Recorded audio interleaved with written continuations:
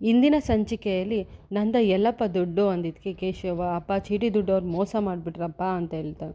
ಅದನ್ನ ಕೇಳಿಸ್ಕೊಂಡು ಅಲ್ಲಿರೋರಿಗೆಲ್ಲ ಶಾಕ್ ಆಗುತ್ತೆ. ನಂದ ಅಂತೂ ಫುಲ್ ಕುಸ್ತು ಬೀಳ್ತಾ ಇರ್ತಾನೆ. ನಂದ ಅವ್ರಿಗೆ ಗೊತ್ತಿರೋರಲ್ಲ ಅವ್ರು ಹೇಗೋ ಮೋಸ ಮಾಡ್ತಾರೆ ನನಗೆ ಅಂದಿದ್ದಕ್ಕೆ ಕೇಶವ, ಇಲ್ಲ ಅಪ್ಪ ಅವರು ಚೀಟಿ ದುಡ್ಡು ಎತ್ಕೊಂಡು ರಾತ್ರಿ ಓಡೋಗ್ಬಿಟ್ಟಿದ್ದಾರೆ, ಬೇಕಿದ್ದ ಜನ ಎಲ್ಲ ಅಲ್ಲಿ ಗೋಳಾಡ್ತಾ ಕೂತಿದ್ದಾರೆ, ನೀವು ಕಟ್ಟಿರೋಷ್ಟು ದುಡ್ಡೆಲ್ಲ ಒಟ್ಟೋಗಿದೆ ಅಪ್ಪ ಅಂತಾನೆ. ಅದಕ್ಕೆ ನಂದು ಅಯ್ಯೋ ನನ್ನ ಮಗನ ಮದುವೆ ಡಾಮ್ ಡೂಮ್ ಮಾಡೋಣ ಅಂತ ಅಷ್ಟೆಲ್ಲ ಕೊಡಾಕಿದ್ನಲ್ಲಪ್ಪ, ಏನು ಮಾಡೋದೀಗ ನಾನು ಅಂತ ಗೋಳಾಡ್ತಿರ್ತಾನೆ. ಅಷ್ಟರಲ್ಲಿ ಡೆಕೋರೇಷನ್ ಅವರು, ಯಪ್ಪ ಅಪ್ಪ ಮಗ ಎಷ್ಟು ಗೋಳಾಡ್ತಿದ್ದೀರಲ್ಲ, ಎಷ್ಟು ನಾಟಕ ಮಾಡ್ತಿದ್ದೀರಲ್ಲ ನೀವು, ಅಪ್ಪ ಇಲ್ದು ನನ್ನ ಮಗ ದುಡ್ತಾ ಇರ್ತಾನೆ ಅಂತ ಕಾಯ್ತಿರೋದು. ಮಗ ಬಂದು ಅಯ್ಯೋ ಪಂಗ್ನಾಮ ಆಗೋಯ್ತು ಅಪ್ಪ ಅಂತ ಹೇಳೋದು, ಏನು ನಾಟಕ ಮಾಡ್ತಿದ್ದೀರ ನೀವೆಲ್ಲ ಅಂತೇಳಿ.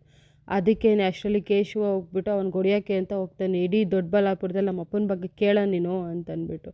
ನಂದ ಹೋಗ್ಲಿ ಬಿಡೋ ಸುಮ್ಮನೆ ಇರೋ ಅಂತ ಸಮಾಧಾನ ಮಾಡ್ತಾನೆ. ಡೆಕೋರೇಷನ್ ಅವರು, ಏನು ನನಗೆ ಕೈ ಮಾಡೋಕ್ಕೆ ಬರ್ತೀರಾ, ಇವತ್ತು ನಾನೇನು ಅಂತ ತೋರಿಸ್ತೀನಿ, ಅಡುಗೆ ಭಟ್ರು, ಡೆಕೋರೇಷನ್ ಅವರು ಮತ್ತು ಫೋಟೋಗ್ರಾಫರ್ ಎಲ್ಲರೂ ಬನ್ನಿ ಇಲ್ಲಿ ಅಂತ ಕರೀತಾರೆ.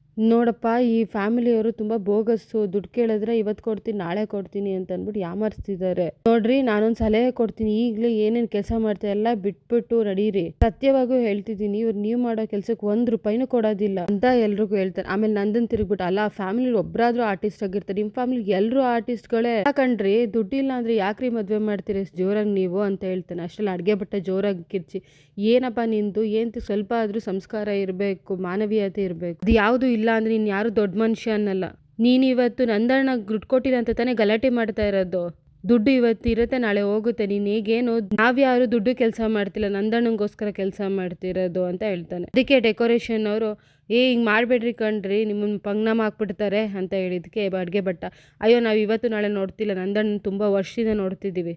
ಅದಕ್ಕೆ ಡೆಕೋರೇಷನ್ ಅವ್ರು, ಈಗ ದುಡ್ಡಿಲ್ಲ ಅಂದರೆ ಕೆಲಸ ಮಾಡಿಬಿಡ್ತೀಯ ನೀನು ಅಂತ ಹೇಳ್ತಾರೆ. ಅದಕ್ಕೇನೆ ಅಡುಗೆ ಭಟ್ಟ, ಹೌದು ನಾವು ದುಡ್ಡಿಲ್ದೇ ಕೆಲಸ ಮಾಡ್ತೀವಿ ಅಂತ ಹೇಳ್ತಾರೆ. ಮಿಕ್ಕಿದವರು, ನಾವು ದುಡಿದ್ರೆ ದುಡ್ಡು ಬಂದುಬಿಡುತ್ತೆ, ಆದರೆ ಸಂಬಂಧಗಳು ಬರೋದಿಲ್ಲ, ನಮಗೆ ನಂದಣ್ಣನೇ ಮುಖ್ಯ ಅಂತ ಹೇಳ್ತಾರೆ. ಈಗೇನು ನಂದಣ್ಣ ದುಡ್ಡು ಕೊಟ್ಟಿಲ್ಲ ಅಂದರೆ ಮಾಧವನೇ ನನ್ನ ತಮ್ಮ ಅಂತ ಅನ್ಕೋತೀನಿ, ಮದುವೆ ಚೌಟ್ರೆ ಫ್ರೀಯಾಗಿ ಬಿಟ್ಕೊಡ್ತೀನಿ ಅಂತ ಹೇಳ್ತಾರೆ. ಆಮೇಲೆ ಫೋಟೋಗ್ರಾಫರು, ನಾನು ಈ ಜೀವನ ಬಾಳ್ತಿರೋದು ನಂದಣ್ಣನಿಂದನೇ, ನನಗೆ ಫೋಟೋಗ್ರಫಿ ಇಷ್ಟ ಅಂತ ಅಂದ್ಬಿಟ್ಟು ಅವ್ರು ದುಡ್ಡು ಕೊಟ್ಟು ನನಗೆ ಕ್ಯಾಮ್ರಾ ಕೊಡಿಸಿದ್ದು, ಅಂಥದ್ರಲ್ಲಿ ನಾನು ಯಾಕೆ ಅವ್ರಿಗೆ ಇದು ಮೋಸ ಮಾಡಿ, ನಂದಣ್ಣ ಗ್ರೇಟು ಅಂತ ಹೇಳ್ತಾನೆ. ಆಮೇಲೆ ಡೆಕೋರೇಷನ್ ಅವರು, ನನಗೆ ಇವೆಲ್ಲ ಬರೋದಿಲ್ಲ, ನಾನು ಹೋಗ್ತೀನಿ ಅಂತ ಹೇಳ್ತಾನೆ. ಅದಕ್ಕೆ ಕೇಶವ, ನೀವು ನೋಡಿ ಜಗತ್ತಲ್ಲಿ ಕೊಂಡ್ಕೊಳಕ್ಕಾಗದಿರೋದು ಮರ್ಯಾದೆ, ಪ್ರೀತಿ, ಸಂಬಂಧಗಳನ್ನ, ನಾನು ನಿಮಗೆ ಕೈ ಮಾಡಿದ್ದಕ್ಕೆ ಸಾರಿ ಅಂತ ಕೇಳ್ತಾನೆ. ಆಮೇಲೆ ಅವ್ನು ಹೊಟ್ಟೋಗ್ತಾನೆ. ಆಮೇಲೆ ಅಡುಗೆ ಭಟ್ಟ, ಆಮೇಲೆ ಚೌಟ್ರಿ ಅವರೆಲ್ಲ, ಅಣ್ಣ ನಾವಿದ್ದೀವಿ ಅಣ್ಣ, ನೀವು ತಲೆ ಕೆಡ್ಸ್ಕೊಬೇಡಿ, ಬಂದ್ರಪ್ಪ ಎಲ್ಲರೂ ಕೆಲಸ ಮಾಡಿ ಲೇಟ್ ಆಯಿತು ಅಂದ್ಬಿಟ್ಟು ಎಲ್ಲರೂ ಹೋಗ್ತಾರೆ. ಆಮೇಲೆ ಗಿರಿಜಾ ಹತ್ಕೊಂಡು ನಂದನ್ ತಪ್ಕೋತಾಳೆ. ಆಮೇಲೆ ಎಲ್ಲರೂ ಬಂದು ತಪ್ಕೋತಾರೆ. ಅದು ನೋಡಿ ಪರಮೇಶ್ವರ್ ಫ್ಯಾಮಿಲಿಯವ್ರಿಗೆಲ್ಲ ಕಣ್ಣಲ್ಲಿ ನೀರು ಬರ್ತಾ ಇರುತ್ತೆ. ಈ ಕಡೆ ಪರಮೇಶ್ವರ್ ಅವರು ಅವ್ರ ಹೆಂಡತಿ ಹತ್ರ, ನಮ್ಮ ಬೀಗರು ಎಷ್ಟೊಂದು ಒಳ್ಳೆಯವರಲ್ವಾ ಅಂತ ಹೇಳ್ತಾನೆ. ಅದಕ್ಕೇನೆ ಅವನ ಹೆಂಡತಿ, ನೋಡು ಎಷ್ಟು ಜನ ಸಂಪಾದನೆ ಮಾಡಿದ್ದಾರೆ, ನಾವು ಸುಳ್ಳು ಹೇಳಿ ಒಳ್ಳೆ ಸಂಬಂಧ ಸಿಕ್ಕಿದೆ ನಮಗೆ, ನಮ್ಮ ಬೀಗರು ಬೇಕಾದ್ರೆ ಎಲೆಕ್ಷನ್ ನಿಂತ್ಕೊಂಡ್ರೆ ಗೆದ್ಬಿಟ್ಟು ಬಂದ್ಬಿಡ್ತಾರೆ ರೀ, ನಾನು ಬೀಗರಿಗೆ ನೀವು ಎಲೆಕ್ಷನ್ ನಿಂತ್ಕೊಂಬಿಡಿ ಅಂತ ಹೇಳೋಣ ಅಂತ ಅಂದ್ಕೊಂಡಿದ್ದೀನಿ ಅಂತ ಹೇಳ್ತಾಳೆ. ಅದಕ್ಕೆ ಪರಮೇಶ್ವರು, ಒಬ್ಬರು ಮನೇಲಿ ಲಾಯರ್ ಇದ್ದಾರೆ, ಈಗ ಇವ್ರಿಗೆ ಎಲೆಕ್ಷನ್ ನಿಂತ್ಕೊಂಡ್ಬಿಟ್ರೆ ನಮಗೇನು ಸಮಸ್ಯೆನೇ ಇರೋದಿಲ್ಲ, ನಾವು ಹೇಳಿರೋ ಸುಳ್ಳುಗಳನ್ನೆಲ್ಲ ಬೀಗರು ನಂಬ್ಕೊಂಬಿಟ್ಟಿದ್ದಾರೆ, ಆ ಸಾಲ್ಗಾರ ಬೇರೆ ಒಂದು ವಾರ ಟೈಮ್ ಕೊಟ್ಟಿದ್ದಾನೆ, ಈ ಮದುವೆ ಎಲ್ಲ ಆರಾಮಾಗಿ ನಡೆಯುತ್ತೆ, ಏನೂ ತೊಂದರೆ ಇರೋದಿಲ್ಲ ಅಂತ ಹೇಳ್ತಾನೆ. ಆಮೇಲೆ ಅವ್ರ ಹೆಂಡತಿ ತಿರುಗ್ಬಿಟ್ಟು, ಯಾಕೆ ಪ್ರಿಯಾ ಹಿಂಗೆ ಸೈಲೆಂಟಾಗಿ ಕೂತಿದ್ಯಾ, ಖುಷಿಯಾಗಿರೋಬಿಟ್ಟು ಅದೇನೇ ಇದು ಮಂಗ್ಸುಬ್ಬಿ ಥರ ಕೂತ್ಕೊಂಡಿದ್ಯಾ ಅಂತ ಬೈತಾಳೆ. ಅದಕ್ಕೆ ಪರಮೇಶ್ವರು, ಎಂತಕ್ಕೆ ಹಿಂಗೆ ಬೈತಿದ್ಯಾ, ಅವಳು ಮದುವೆ ಹುಡುಗಿ, ನಾನು ಕೇಳ್ತೀನಿ ಸುಮ್ಮನೆ ಇರೋ ಅಂತ ಹೇಳ್ಬಿಟ್ಟು, ಏನಾಯ್ತಮ್ಮ ನಿನಗೆ ಅಂದರೆ, ಅಲ್ಲಪ್ಪ ರಿಸೆಪ್ಷನ್ ಬೇರೆ ಹತ್ರ ಬರ್ತಾರೆ, ಡೆಕೋರೇಷನ್ ಬೇರೆ ಆಗಿಲ್ಲ, ಏನಪ್ಪ ಮಾಡೋದು ಅಂತ ಹೇಳ್ತಾಳೆ. ಅದಕ್ಕೆ ಪರಮೇಶ್ವರ್, ಅಯ್ಯೋ ಹೌದಲ್ವಾ, ಏನು ಮಾಡೋದೀಗ ಅಂತ ಹೇಳ್ತಿರ್ತಾರೆ. ಈ ಕಡೆ ನೋಡಿದ್ರೆ ನಂದ ಮತ್ತು ಅವ್ರ ಫ್ಯಾಮಿಲಿಯವರೆಲ್ಲ ಒಂದು ರೂಮಲ್ಲಿ ಇರ್ತಾರೆ. ಮಕ್ಕಳೆಲ್ಲರೂ ನಂದನ ಹತ್ರ ಏನೋ ಮಾತಾಡ್ಬೇಕಣ್ರಿ ಅಂತ ಗಿರಿಜಾ ಹೇಳ್ತಿರ್ತಾಳೆ. ಧನ್ಯ, ಸುತ್ತಮುತ್ತ ಇರೋರೆಲ್ಲ ನೀನು ಹೊಗಳ್ಬೇಕಾದ್ರೆ ನಾನು ನಮ್ಮ ಅಪ್ಪನ ಪಡೆಯೋಕ್ಕೆ ಎಷ್ಟು ಪುಣ್ಯ ಮಾಡಿದ್ದೀನಲ್ವಾ ಅಂತ ಅನ್ಕೋತಿದ್ದೆ, ಆದರೆ ಇವತ್ತು ನಿಮ್ಮ ಮಗಳಾಗಿರೋಕ್ಕೆ ತುಂಬ ಹೆಮ್ಮೆ ಆಗ್ತಿದೆ ಅಪ್ಪ, ನಿಮ್ಮನ್ನು ನಮ್ಮ ಅಪ್ಪ ಆಗಿ ಪಡೆಯೋಕ್ಕೆ ತುಂಬ ಹೆಮ್ಮೆ ಮಾಡಿದ್ದೀನಪ್ಪ ನಾನು ಅಂತ ಹೇಳ್ತಾಳೆ. ಮೀನಾ, ಮದುವೆಗಿಂತ ಮುಂಚೆ ಕೇಶವ ಬಂದು ನಿಮ್ಮನ್ನು ಹೊಗಳ್ಬೇಕಾದ್ರೆ, ಅಯ್ಯೋ ಎಲ್ಲ ಬಂದರೂ ಒಂದೇ, ಏನು ವಿಶೇಷ ಅಂತ ಅಂದ್ಕೊಂಡೆ, ಆದರೆ ನಿಮ್ಮ ಮನೆಗೆ ಸೊಸೆಯಾಗಿ ಬಂದಮೇಲೆ ನೀವೇನು ಅಂತ ಅರ್ಥ ಆಯಿತು, ಆದರೆ ಇವತ್ತು ಜನಗಳು ನಿಮ್ಮ ಬಗ್ಗೆ ಮಾತಾಡಿದ್ದು ನೋಡಿ ನನಗೆ ನಿಜವಾಗ್ಲೂ ಹೆಮ್ಮೆ ಆಗ್ತಿದೆ ಮಾವ, ನಿಮ್ಮನ್ನು ಎಷ್ಟು ಎತ್ತರ ಸ್ಥಾನದಲ್ಲಿ ಇಟ್ಟಿದ್ದಾರೆ, ನಂಗೆ ತುಂಬ ಖುಷಿ ಆಗ್ತಿದೆ ಮಾವ, ಈ ಮನೆಗೆ ಸೊಸೆಯಾಗಿ ಬರೋಕ್ಕೆ ನಾನು ಪುಣ್ಯ ಮಾಡ್ಕೊಂಬಂದಿದ್ದೀನಿ ಮಾವ ಅಂತ ಹೇಳ್ತಾಳೆ. ಅಮೂಲ್ಯ, ನಾನು ಆ ಮನೇಲಿ ಬೆಳೆದು ಅಪ್ಪ ಚಿಕ್ಕಪ್ಪ ನಿಮ್ಮನ್ನು ದ್ವೇಷ ಮಾಡೋದು ನೋಡಿ ನಾನು ಅದೇ ನೆರಳಲ್ಲಿ ಬೆಳೆದೆ, ಆದರೆ ಆವತ್ತು ನನ್ನ ಪೋಲಿಯೋ ಹುಡುಗರಿಂದ ಬಚಾವ್ ಮಾಡಿದಾಗ ನಿಮ್ಮಲ್ಲಿರೋ ಮನುಷ್ಯತ್ವ ನೋಡಿದೆ, ಮೊನ್ನೆ ಶ್ರೀಕಂಠು ಅಣ್ಣ ನನ್ನ ತಳ್ಳಿ ಹೊಡಿಬೇಕಾದ್ರೆ ನೀವು ಅಪ್ಪನ ಹಾಗೆ ಬಂದು ನನ್ನ ರಕ್ಷಿಸಿದ್ರಿ. ನಮ್ಮಪ್ಪ ನಿಮ್ಮನ್ನ ರಾಕ್ಷಸ ಅಂತಿದ್ದ, ಆದ್ರೆ ನಿಮ್ಮಲ್ಲಿರೋ ರಕ್ಷಕನ್ ಕಂಡೆ ಮಾವ ನಾನು. ಆದ್ರೆ ಎಲ್ರೂ ನಿಮ್ ಬಗ್ಗೆ ಇವತ್ತು ಮಾತಾಡಿದ್ ನೋಡಿ ನಿಮ್ಮಲ್ಲಿ ದೇವ್ರ ಸ್ವರೂಪ ನೋಡಿದೆ ಮಾವ ನಾನು ಅಂತ ಅಮೂಲ್ಯ ಹೇಳ್ತಾಳೆ. ಅದಕ್ಕೇನೆ ಅವ್ರ ಚಿಕ್ಕಪ್ಪ, ಈಗ ಗೊತ್ತಾಯ್ತಾ ಅಮೂಲ್ಯ ನಿಂಗಿವೆಲ್ಲ? ನಾನು ಆ ಮನೆ ಬಿಟ್ಬಿಟ್ಟು ಈ ಮನೇಲಿ ಯಾಕಿರ್ತೀನಿ ಅಂತ. ನಮ್ಮ ಭಾವ ಅಜಾತ ಶತ್ರು, ಆದರೆ ನನ್ನ ಜೀವನದಲ್ಲಿ ನಮ್ಮ ಭಾವನ ಋಣ ಯಾವತ್ತೂ ತೀರ್ಸೋಕ್ಕಾಗೋದಿಲ್ಲ. ಯಾಕಂದರೆ ಅವ್ರು ನನ್ನ ಬಾಮೈದನ ಥರ ನೋಡ್ತಿಲ್ಲ, ಸ್ವಂತ ಮಗನ ಥರ ನೋಡ್ಕೋತಿದ್ದಾರೆ ಅಂತ ಹೇಳ್ಬಿಟ್ಟು ಅಳ್ತಿರ್ತಾನೆ. ಆಮೇಲೆ ರಕ್ಷಾ ಬಂದು, ಅಪ್ಪ ನಿಮ್ಮನ್ನು ನೋಡಿದ್ರೆ ನಂಗೆ ಮಾತೇ ಹೊರಡ್ತಿಲ್ಲ ಅಪ್ಪ ಅಂತ ತಪ್ಕೊಂಡು ಅಳ್ತಾಳೆ. ನಂದ ಅದಕ್ಕೇನೆ, ನೀವಿಟ್ಟಿರೋ ಪ್ರೀತಿ ವಿಶ್ವಾಸಕ್ಕೆ ನಾನು ಏನು ಹೇಳಬೇಕು ಅಂತ ಗೊತ್ತೇ ಆಗ್ತಿಲ್ಲ ನನಗೆ. ಎಲ್ಲೋ ಒಂದು ಕಡೆ ನನ್ನ ಮನಸ್ಸಲ್ಲಿ ಕೊರಗಿದೆ ಕಣ್ರೋ. ನಾನು ನೀವು ಅಂದ್ಕೊಂಡಂಗೆ ಬೆಳೆಸಲಿಲ್ಲ ಅಂತ. ನಾನು ತುಂಬ ಖುಷಿಯಾಗಿದ್ದೆ, ಚೀಟಿ ದುಡ್ಡು ಬರುತ್ತೆ, ಮದುವೆನ ಡಾಮ್ ಡೂಮ್ ಅಂತ ಮಾಡ್ಬೋದು ಅಂತ. ಆದರೆ ಹಿಂಗೆ ಆಗೋಯ್ತಲ್ಲೋ ಕೇಶವ ಅಂತ ಹೇಳ್ತಾ ಇರ್ತಾನೆ.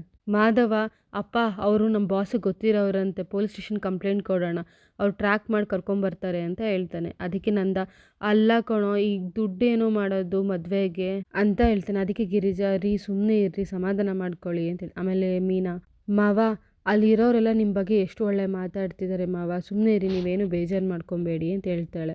ಅದಕ್ಕೆ ಧನ್ಯ, ಈಗ ದುಡ್ಡೇನು ಮಾಡೋದು ಅಂತ ಕೇಳಿದ್ಕೆ ಅವಳ ಗಂಡ, ಮಾವ ಇದನ್ನು ಲೀಗಲಾಗಿ ಪ್ರೊಸೀಡ್ ಮಾಡೋಣ, ಈಗ ಸದ್ಯಕ್ಕೆ ಮದುವೆ ಆಗಲಿ ಅಂತ ಹೇಳ್ತಾನೆ. ಗಿರಿಜಾ, ರೆಡಿ ಆಗ್ರಿ, ರಿಸೆಪ್ಷನ್ಗೆ ಜನ ಬರ್ತಾರೆ ಅಂತ ಹೇಳಿದ್ಕೆ ನಂದ, ಅಲ್ಲ ಗಿರಿಜಾ, ಅಲ್ಲಿ ಡೆಕೋರೇಷನ್ನೇ ಆಗಿಲ್ಲ, ಈಗ ಜನ ಬಂದರೆ ಏನು ಮಾಡೋದು ನಾವು, ಅವ್ರು ನೋಡಿದ್ರೆ ಡೆಕೋರೇಷನ್ ಮಾಡಲ್ಲ ಅಂತ ಹೊಟ್ಟೋದ್ರು ಅಂತ ಹೇಳ್ತಾರೆ. ಅದಕ್ಕೇನೆ ಕೇಶವ, ಅಯ್ಯೋ ಈಗ ಬೇರೆಯವ್ರನ್ನ ಕರೆಸು ಮಾಡೋಕ್ಕಾಗೋದಿಲ್ಲ ಅಂತ ಹೇಳ್ತಾನೆ. ಅಮೂಲ್ಯ, ನಾವೇ ಡೆಕೋರೇಷನ್ ಮಾಡೋಣವಾ ಅಂತ ಹೇಳಿದ್ಕೆ ಧನ್ಯ, ಈಗೇನು ಐಟಮ್ಸ್ ಎಲ್ಲ ಎಲ್ಲಿಂದ ತೊಗೊಂಬರ್ತೀಯ ನೀನು ಅಂತ ಬೈತಾಳೆ. ಆಮೇಲೆ ನಂದ, ಅಯ್ಯೋ ಮಾಧವನ ಮದುವೆ ನಿರ್ವಿಘ್ನವಾಗಿ ನಡಿಬೇಕು ಅಂತ ಅಂದ್ಕೊಂಡೆ, ಆದರೆ ಈಗ ಏನು ಮಾಡೋದು ಅಂತ ಬೇಜಾರಲ್ಲಿ ಕೂತಿರ್ತಾನೆ. ಅಷ್ಟರಲ್ಲಿ ಹನುಮಂತಣ್ಣ ಬಂದು, ನಂದ ಬಾ ಅಲ್ಲೆಲ್ಲ ಜನ ಬರ್ತಾರೆ ಅಂತ ಹೇಳಿದ್ಕೆ, ಅಣ್ಣ ಅಲಂಕಾರನೇ ಆಗಿಲ್ವಲ್ಲ ಅಂತ ಹೇಳಿದ್ಕೆ ಹನುಮಂತಣ್ಣ, ಅಲಂಕಾರ ಮುಗ್ದೋಯ್ತಲ್ಲ ಅಂತ ಹೇಳ್ತಾನೆ. ಅಷ್ಟರಲ್ಲಿ ಲಾವಣ್ಯ ಓಡೋಗಿ, ಅಪ್ಪ ಡೆಕೋರೇಷನ್ ನಡೀತಿದ್ಯಪ್ಪ ಅಂತ ಹೇಳ್ತಾಳೆ. ಅದನ್ನು ಕೇಳಿ ಶಾಕ್ ಆಗುತ್ತೆ. ಪರಮೇಶ್ವರ್ ಫ್ಯಾಮಿಲಿಯವರೆಲ್ಲ ಓಡ್ಬರ್ತಾರೆ. ಹಾಗೆ ನಂದನ್ ಫ್ಯಾಮಿಲಿಯವರು ಬರ್ತಾರೆ. ಯಾರಿದು ಅಂತ ಯಾವುದೋ ಒಂದು ಹುಡುಗಿ ಡೆಕೋರೇಷನ್ ಮಾಡಿಸ್ತಾ ಇರುತ್ತೆ. ಯಾರಮ್ಮ ನೀನು ಅಂತ ಕೇಳಿದ್ಕೆ ಅವ್ರು ತಿರುಗಿದ ತಕ್ಷಣ, ಗೌರಿ ನೀನಾ ಅಂತ ಅಂದ್ಬಿಟ್ಟು ಖುಷಿ ಪಡ್ಕೋತಾರೆ. ಗೌರಿಗೆ, ನೀನು ಯಾಕಮ್ಮ ಇವೆಲ್ಲ ಮಾಡೋಕ್ಕೋದೆ ಅಂತ ಹೇಳಿದ್ಕೆ ಗೌರಿ, ಅಯ್ಯೋ ನಮ್ಮನೆ ಮದುವೆ ಅಂಕಲ್, ನಾವು ಮಾಡಿದ್ರೆ ಇನ್ಯಾರು ಮಾಡ್ತಾರೆ ಅಂತ ಹೇಳ್ತಾಳೆ. ಅಷ್ಟಲೇ ಅವಳ ತಂಗಿ, ಅಂಕಲ್ ನೀವು ನಮಗೆ ಆರ್ಡ್ರ್ ಕೊಡದೆ ಬೇರೆಯವ್ರಿಗೆ ಕೊಟ್ರಿ ಅಲ್ವಾ ನೀವು ಅಂತ ರೇಗಿಸ್ತಾ ಇರ್ತಾಳೆ. ನಂದ, ಹಂಗಲ್ಲ ಕಣಮ್ಮ, ನೀವು ಬ್ಯುಸಿ ಇದ್ರಿ ಅಂತ ಸುಮ್ಮನೆ ಅದೇ ನಾನು ಅಂತ ಹೇಳಿದ್ಮೇಲೆ ಗೌರಿ, ಅಯ್ಯೋ ಅವಳು ಸುಮ್ಮನೆ ತಮಾಷೆ ಮಾಡ್ತಿದ್ದಾಳೆ ಅಂಕಲ್, ಸುಮ್ಮನೆ ರೀ ನೀವು ಅಂತ ಹೇಳ್ತಾಳ.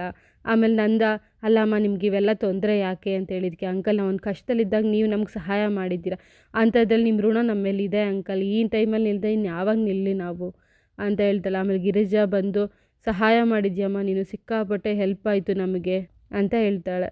ಅದಕ್ಕೇನೆ ಗೌರಿ ತಂಗಿ, ಅಯ್ಯೋ ಮದುವೆ ಮನೆ ಅಂದರೆ ಖುಷಿಯಾಗಿರಬೇಕು, ನೀವೇ ಹಿಂಗೆ ಅಳ್ತಾ ಇದ್ದೀರಾ, ಇನ್ನು ಅರ್ಧ ಗಂಟೆಲಿ ಡೆಕೋರೇಷನ್ ಮುಗಿಯುತ್ತೆ, ನೀವಿನ್ನ ರಿಸೆಪ್ಷನ್ ಸ್ಟಾರ್ಟ್ ಮಾಡ್ಕೊಬೋದು, ನಿಮ್ಮ ಋಣ ತೀರ್ಸೋದಕ್ಕೆ ಇದೊಂದು ಅವಕಾಶ ಅಷ್ಟೇ, ಎಲ್ಲರೂ ಹೋಗಿ ಮೇಕಪ್ ಆಗಿ ರೆಡಿ ಆಗಿಬಿಟ್ಟು ಬನ್ನಿ ಅಂತ ಹೇಳ್ತಾರೆ. ಆಮೇಲೆ ಪರಮೇಶ್ವರು, ನಮ್ಮ ಬೀಗರಿಗೆ ಒಂದು ಚಿಕ್ಕ ತೊಂದರೆ ಆದರೂ ಸಮೇತ ಜನಗಳು ಒಬ್ಬರು ಬಿಡೋದಿಲ್ಲ ಅಂತ ಹೇಳ್ತಾನೆ. ಅದಕ್ಕೆ ಅವನ ಹೆಂಡತಿ, ಯಾವ ದೇವರ ಆಶೀರ್ವಾದನೋ ಏನೋ ನಮ್ಮ ಮಗಳಿಗೆ ಇಂಥ ಒಳ್ಳೆ ಸಂಬಂಧ ಸಿಕ್ಕಿದೆ ಅಂತ ಹೇಳ್ತಾಳೆ.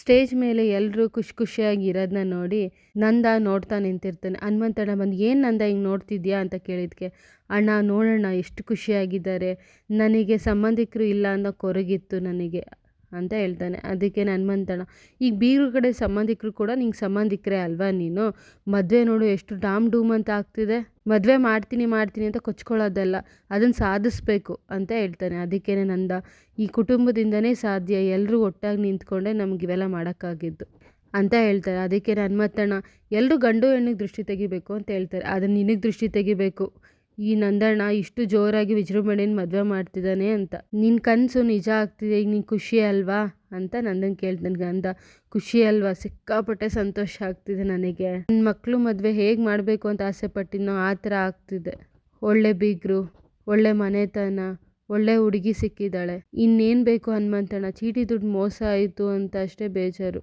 ನಾನು ಚಿಕ್ಕ ಸಹಾಯ ಮಾಡಿದ್ದು ಪ್ರವಾಹದ ಥರ ಎಲ್ಲರೂ ಬಂದು ನಂಗೆ ಸಹಾಯ ಮಾಡ್ತಾ ಇದ್ದಾರೆ, ಅಷ್ಟು ಸಾಕು ನನಗೆ, ದಿನ ಹೋಯ್ತಾ ನನ್ನ ಸಂತೋಷದ ಪಟ್ಟಿ ಉದ್ದಕ್ಕೆ ಬೆಳೀತಾನೇ ಇದೆ ಅಂತ ಅಳ್ತಾ ಇರ್ತಾನೆ. ಅಷ್ಟರಲ್ಲಿ ಗಿರಿಜಾ ಬಂದು, ಯಾಕ್ರಿ ಹೇಳ್ತಾ ಇದ್ದೀರಾ, ಏನಾಯಿತು ಅಂತ ಕೇಳ್ತಾಳೆ. ಹನುಮಂತಣ್ಣ, ಅಯ್ಯೋ ನಂದಿನ ಕಣ್ಣಲ್ಲಿ ಬರ್ತಿರೋದು ಕಣ್ಣೀರಲ್ಲ, ಆನಂದ ಬಾಷ್ಪ ಅಂತ ಹೇಳ್ತಾನೆ. ಅದಕ್ಕೇನೆ ಗಿರಿಜಾ ಅಯ್ಯೋ ಸರಿ ಆಯಿತು ಸ್ಟೇಜ್ ಮೇಲೆ ಹೋಗೋಣ ಬನ್ನಿ ಅಂತ ಕರೀತಾಳೆ. ಸ್ಟೇಜ್ ಮೇಲೆ ಎಲ್ಲರೂ ನಿಂತ್ಕೊಂಡು ಅಣ್ಣ ಹಾರ ಬದಲಾಯಿಸ್ಬೋದಲ್ವಾ ಅಂತ ಪ್ರಿಯ ಅವ್ರ ಅಮ್ಮ ಕೇಳ್ತಾರೆ. ಅದಕ್ಕೆ ನಂದ ಹ್ಞೂ ಅಂತ ಹೇಳ್ತಾರೆ. ಆಮೇಲೆ ಮಾಧವ ಮತ್ತು ಪ್ರಿಯ ಇಬ್ಬರು ನಿಂತ್ಕೊಂಡಿರ್ತಾರೆ. ಮಾಧವ ನೋಡಿದ್ರೆ ಪ್ರಿಯನೇ ನೋಡ್ತಾ ಇರ್ತಾರೆ. ಅದಕ್ಕೇನೆ ಗೌರಿ ಏನು ಮಾಧವ ಬರೀ ಹುಡುಗಿನೇ ನೋಡ್ತಿದ್ಯಾ, ನಾವುಗಳು ನಿಂತಿದ್ದೀವಿ ಅಂತ ರೇಗಿಸ್ತಾರೆ. ಆಮೇಲೆ ಮಾಧವ ಸರಿ ಆಯಿತು ಅಂದ್ಬಿಟ್ಟು ನೋಡ್ತಿರ್ಬೇಕಾದ್ರೆ ಪ್ರಿಯಾ ಮಾಧವನ ನೋಡ್ತಾ ಇರ್ತಾಳೆ. ಅದಕ್ಕೆ ಮಾಧವ ಏನು ನಂಗೆ ನೋಡ್ತಿದ್ಯಾ ಅಂದಿದ್ದಕ್ಕೆ ನೀವು ತುಂಬ ಚೆನ್ನಾಗಿ ಕಾಣ್ತಿದ್ದೀರಾ ಅಂತ ಹೇಳ್ತಾಳೆ. ಆಮೇಲೆ ಮಾಧವ ಈ ಬಟ್ಟೆಲಿ ಈ ಅಲಂಕಾರದಲ್ಲಿ ಸಕ್ಕತ್ತಾಗಿ ಕಾಣ್ತಾ ಇದೆಯಾ, ನೀನು ಒಳ್ಳೆ ಸುಪ್ಪಿ ಥರ ಅಂತ ಹೇಳ್ತಾನೆ.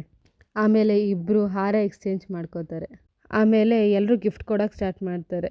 ಆದರೆ ಪ್ರಿಯ ಅವ್ರ ಅಮ್ಮ ಗಿಫ್ಟ್ನೆಲ್ಲ ಇಸ್ಕೊತಾ ಇರ್ತಾರೆ. ಗಿರಿಜಾ ಅವನ್ನ ನೋಡಿದಾಗ ಬೀಗ್ರೆ ನಿಮಗೆ ಕಷ್ಟ ಆಗಬೇಡ್ದು ಅಂತ ನಾವು ಇಸ್ಕೊತಾ ಇದ್ದೀವಿ ಅಷ್ಟೇ, ನೋಡಿ ಇಲ್ಲಿ ನಮ್ಮ ಸಂಬಂಧಿಕರು ಯಾರೂ ಗಿಫ್ಟೇ ತಂದಿಲ್ಲ, ಅಂದರೆ ಪಾತ್ರೆ ಕೊಟ್ಟರೆ ತೊಳ್ಳಾಗ್ಬಿಡುತ್ತಲ್ವಾ, ಅದಕ್ಕೆ ದುಡ್ಡೇ ಕೊಡ್ತೀನಿ ಅಂತ ಹೇಳಿದ್ದಾರೆ, ನೀವು ಅದರಲ್ಲಿ ಫ್ರಿಡ್ಜು ವಾಷಿಂಗ್ ಮಿಷಿನು ತೊಗೋಬೋದು ಅಂತ ಹೇಳ್ತಾಳೆ.